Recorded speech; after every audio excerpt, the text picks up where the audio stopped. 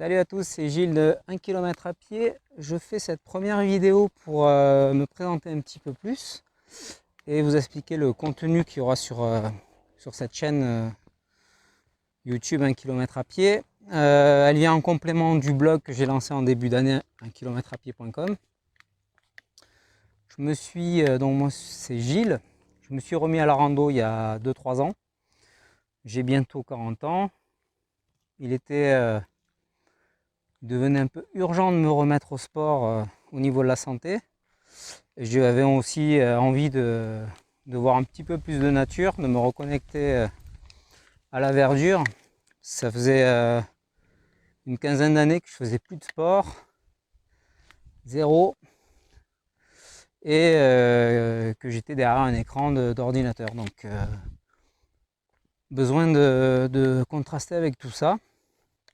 Donc j'ai repris le sport il y a 2-3 ans avec du vélo, de l'escalade en salle.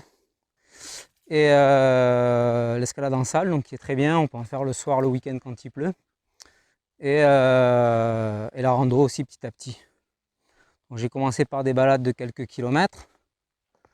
J'ai dû du coup apprendre à trouver des chemins, des randos, me repérer sur des cartes, tout ça. Donc ça c'est des trucs que je vous expliquerai petit à petit au cours des vidéos. Moi l'idée c'est de vous aider à vous mettre correctement à la rando, de vous partager mes expériences. Donc que ce soit au niveau du physique, du matériel, et aussi des endroits cool, de vous faire découvrir des endroits sympas. Moi quand je me suis remis à la rando, j'ai fait ça souvent seul, et ça m'a permis de pas mal me retrouver, de réfléchir à pas mal de choses, aussi d'avoir des idées. Et après coup, j'ai lu un peu des articles et des bouquins là-dessus. Et c'est vrai que c'est prouvé que marcher, c'est bien pour ça. Surtout pour la créativité. Donc si vous êtes dans des secteurs pro ou dans vos activités perso qui nécessitent d'avoir des idées, je vous recommande de prendre des chaussures et d'aller dans la nature plutôt que de rester dans votre bureau. Ça sera plus productif. Donc la rando seule, c'est bien pour ça, j'ai trouvé. Après la rando en couple, c'est cool aussi parce qu'on n'a pas les téléphones, la télé. On a pas mal discuté de tout, de rien. C'est des bons moments de partage. J'ai aussi 2 enfants avec qui je fais des randonnées. Balades, randonnées, parce qu'ils ont 7 et 9 ans. Donc je les initie petit à petit. Et avec eux, du coup, c'est différent, mais on fait des trucs bien sympas aussi. Et j'espère que ça leur donnera un petit peu le virus comme moi, ça a été le cas. Je pense que mes parents, qui à la base m'ont fait faire des randonnées, ils sont pour quelque chose. Donc aujourd'hui, j'essaie de randonner presque toutes les semaines. J'ai la chance d'avoir un petit peu de verdure autour de chez moi. Mais comme j'explique dans le blog, même si vous êtes en ville, vous pouvez déjà vous mettre en mouvement et marcher.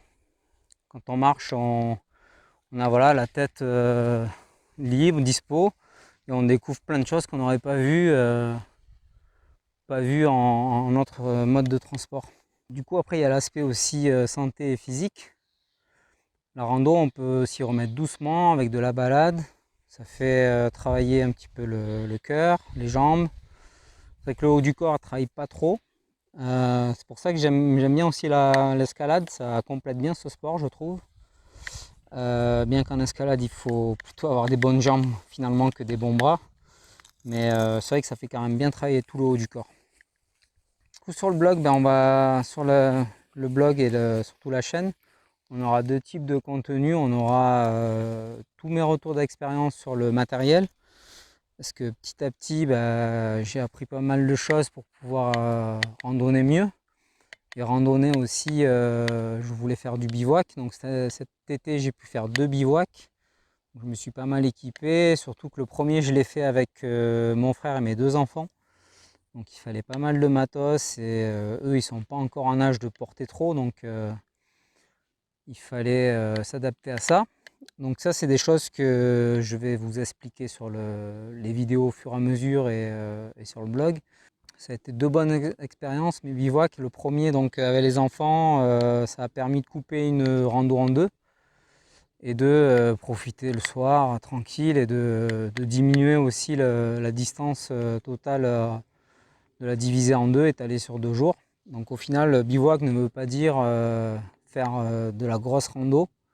Ça peut être 5 km, un bivouac et puis 10 km, quoi. Donc ça évite aussi de faire une journée chargée avec 1 ou 2 heures de voiture le matin et le soir et de la rando entre les deux. Du coup, ça permet aussi d'aller explorer plus loin qu'autour de chez soi. Et le deuxième bivouac, je l'ai fait tout seul avec mon chien Oli, un cocker qui a bientôt 1 an. On peut voir là, qui se régale dans l'herbe. Du coup, c'était une belle expérience aussi. La Cani Rando, pareil, c'est un sujet que je découvre. Et je vais certainement apprendre des choses. Faut prévoir l'eau, la nourriture, comment gérer tout ça. Donc voilà, il y aura les éléments. Moi, je partagerai quand je suis seul, en couple, avec les enfants, avec le chien. Donc j'ai plusieurs cas de figure. À chaque fois, c'est pas les mêmes choses. On fait pas les mêmes randonnées. Après, je vais surtout faire des récits de rando pour faire voir des beaux paysages et vous donner envie, j'espère, d'aller au même endroit ou de vous en inspirer. Moi, le but vraiment, c'est de vous aider à vous mettre à la rando, de vous faire découvrir un petit peu des astuces et éviter des erreurs de débutants, notamment sur le choix du matériel et les choix des randos aussi, de ne pas s'engager dans des choses qui ne sont pas du tout adaptées à votre niveau. Donc ça, c'est des choses que j'ai commencé à faire sur le blog en article. Comment choisir une rando, cet article il existe déjà. Choisir des chaussures de rando, ça existe aussi. Et en parallèle de ça, si vous avez des questions, n'hésitez pas sur les réseaux sociaux ou en commentaire de la vidéo à poser des questions et à me dire aussi les types de contenus que vous aimeriez voir. Voilà globalement ce que je vais faire sur cette chaîne. Moi j'ai trouvé que sur le blog j'avais commencé à faire des récits de rando, mais on est limité quand même, le ressenti est quand même moins bien qu'en vidéo, c'est des photos. Et moi je suis quelques chaînes là que je vous mettrai en description de gens qui font des treks ou des randos et qui font des vidéos, des récits. Et je trouvais ça vraiment pas mal, ça permet de découvrir un petit peu le massif.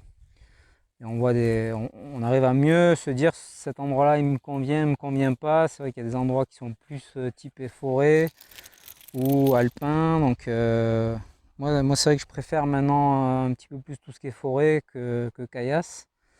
Donc ça me permet de découvrir des endroits où j'ai envie d'aller. Instagram est pas mal aussi pour ça. On peut suivre des hashtags sur des endroits. Moi je m'inspire pas mal des autres et du coup j'espère aussi vous donner envie au travers des contenus que je relais.